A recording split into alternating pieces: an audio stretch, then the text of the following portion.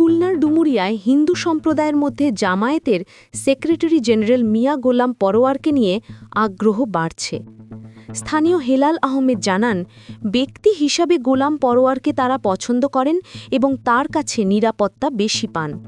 হিন্দু মুসলিম বিভাজন এখানে মুখ্য নয়, বরং জামায়াত একটি নির্বাচনী দল হিসেবে সবাইকে নিয়েই কাজ করবে, এটাই তাদের বিশ্বাস।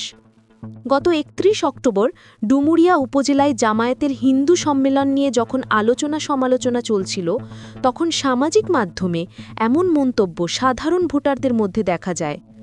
ফজল আলীর অভিজ্ঞতা ভিন্ন। তিনি বলেন, জামায়াতের উদ্যোগে হাজার হাজার হিন্দু জনগোষ্ঠীর উপস্থিতি মানুষের কাজের প্রতিফলন। তার বাড়ির পাশের হিন্দু পরিবারে কোনো সমস্যা হলে আওয়ামী লীগ, বিএনপি, জামায়াত সবাইকেই ডাকে। তবে লীগ বা বিএনপির লোকেরা সমস্যা সমাধানে আগ্রহী না হয়ে বরং সালিশের নামে টাকা আদায়ের ধান্দার থাকে। সেক্ষেত্রে জামায়াতের লোকেরা তুলনামূলকভাবে সততা বজায় রাখে, ফলে হিন্দুরা তাদের প্রতি আকৃষ্ট হচ্ছে।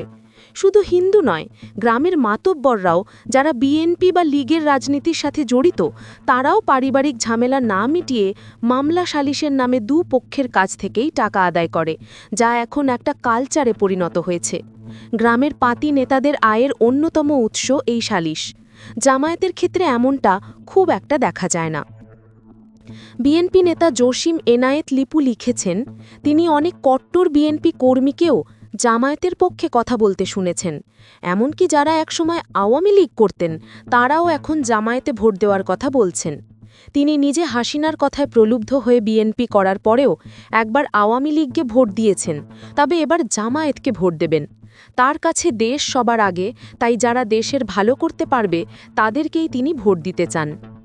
তৃণমূলের পরিস্থিতি এমন যে মানুষ এখন তার আশপাশের খবর সহজেই জানতে পারে।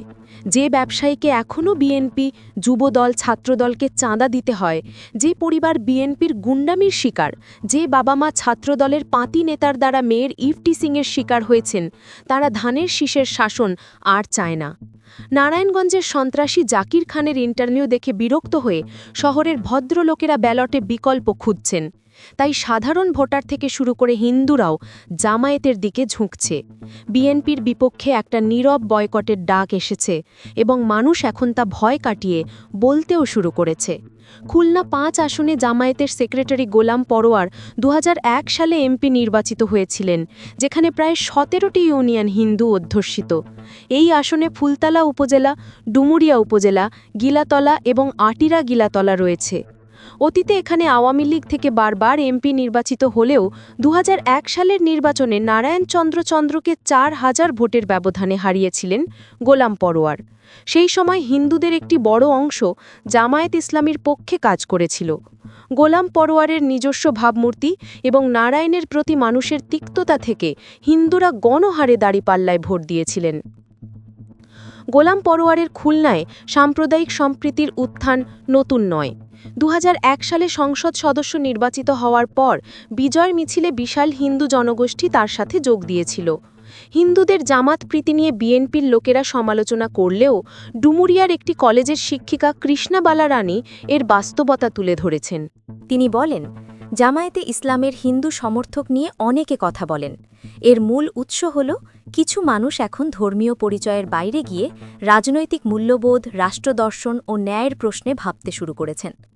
বাংলাদেশে হিন্দুদের কোনো সক্রিয় রাজনৈতিক দল নেই, তাই হিন্দুরা যদি শুধু ধর্মের ভিত্তিতে মুসলিম দলগুলোকে ত্যাগ করে, তাহলে তাদের যাওয়ার কোনো জায়গা নেই, কারণ আওয়ামী লীগও মুসলিম সংখ্যাগরিষ্ঠ দল। অনেকে বিএনপিকেও সমর্থন করেন, যা মুসলিম সংখ্যাগরিষ্ঠ গণতান্ত্রিক দল। তাহলে জামায়াতকে সমর্থন করা নিয়ে কেন এত আপত্তি? জামায়াত ইসলাম ভিত্তিক আদর্শ অনুসরণ করলেও তারা গণতান্ত্রিক রাষ্ট্র ব্যবস্থার মধ্যেই রাজনীতি করে। কিছু মানুষ ধর্ম নয় বরং মূল্যবোধ, ন্যায়বোধ, রাজনৈতিক লক্ষ্য ও রাষ্ট্রচিন্তার মিল খুঁজে দল সমর্থন করছে। হিন্দুরাও মুসলিম, দিন শেষে সবাই এই দেশের নাগরিক। আওয়ামী লীগ, বিএনপি, জামায়াত সব দলের মূল ভিত্তি মুসলিম, পার্থক্য শুধু রাজনৈতিক দর্শনে। কেউ মধ্যপন্থী বা সেকুলার রাজনীতির বাইরে গিয়ে ধর্মীয় মূল্যবোধ ভিত্তিক রাজনীতিতে বিশ্বাস দেখাচ্ছেন। অধিকাংশ জামায়াত সমর্থক শিক্ষিত ও মার্জিত শ্রেণীর। সমাজ ও রাষ্ট্র ব্যবস্থার উন্নয়নে কোনো ধর্মীয় গোষ্ঠী কাজ করলে তিনি সমর্থন করেন। যেখানে চিন্তা সংকীর্ণ নয়, সেখানে সমর্থনের দেয়ালও সংকীর্ণ থাকে না। জামায়াতে হিন্দু অধ্যুষিত আসনে জেতার ঘটনা নতুন নয়। এর আগে ১৯৯৬ সালে পিরোজপুরে লীগের অভিসমবাদিত নেতা সুধাংশু শেখর হালদারকে হারিয়ে এমপি হয়েছিলেন আল্লামা দেলোয়ার হোসেন সাঈদী। শুকরঞ্জন বাড়ি নামের এক ব্যক্তি সাঈদীর পক্ষে সাক্ষ্য দিতে গিয়ে নির্যাতনের শিকার হয়েছিলেন, কিন্তু তবুও বলেছিলেন সাঈদী কোনো দোষ করেননি। সাঈদী ও গোলাম পরোয়ারের পর জামাত এবার সুনামগঞ্জের ধারাইশালায় অ্যাডভোকেট শিশির মণিকে মনোনয়ন দিয়েছে। হাওর বিধৌত এই এলাকা ইসলামপন্থী রাজনীতির জন্য জটিল হলেও অনেকে মনে করেন শিশির মণি ইতিহাস সৃষ্টি করবেন। জামায়াতে শুধু হিন্দু ভোট বাড়ছে না, নারী ভোটারও বাড়ছে। এক্ষেত্রে ছাত্রী সংস্থা ও মহিলা জামায়াতের ভূমিকা অনেক। ক্যাম্পাসগুলোতে নারী শিক্ষার্থী ও শিক্ষিকাদের মন জয় করেছে ছাত্র শিবির। ঢাকা বিশ্ববিদ্যালয়ের অনেক শিক্ষক ও শিক্ষার্থী দাড়িপাল্লা মার্কায় ভোট দেবেন বলে শোনা যাচ্ছে। ছাত্রী সংস্থা গত ১৭ বছরে বিভিন্ন ক্যাম্পাসে লাখ লাখ শিক্ষার্থীদের মাঝে তাদের দাওয়াতি কাজ ছড়িয়ে দিতে পেরেছে। শহরের উচ্চশিক্ষিত মেয়েরা এই ছাত্রী সংস্থার কারণেই জামায়াতে দাড়িপাল্লাকে ভোট দেবে। অন্যদিকে গ্রামের নারীদের মাঝে দাড়িপাল্লার ঝড় তুলেছে মহিলা জামায়াত। সারা দেশে জামায়াতের নারী কর্মীরা এখন নির্বাচনী প্রচারণায় নেমেছেন। তারা উঠান বৈঠক ও বাড়ি বাড়ি গিয়ে ভোটারদের সঙ্গে সরাসরি যোগাযোগ করছেন, দলের প্রার্থীদের পরিচয় করাচ্ছেন, ভোট দেওয়ার গুরুত্ব বোঝাচ্ছেন এবং রাজনৈতিক বার্তা পৌঁছে দিচ্ছেন। পরিস্থিতি এমন যে বিএনপির ভেতর ভয় কাজ করছে। তাদের নেতারা জামায়াতের নারী কর্মীদের বিরুদ্ধে বিভ্রান্তিমূলক প্রচারণা চালানোর অভিযোগ তুলেছেন। তাদের দাবি, মহিলা জামায়াত চাল ডাল টাকা বিতরণ করে ভোট চাইছে। নোয়াখালী সহ বেশ কিছু এলাকায় মহিলা জামায়াতের ওপর নির্যাতনও চালানো হয়েছে।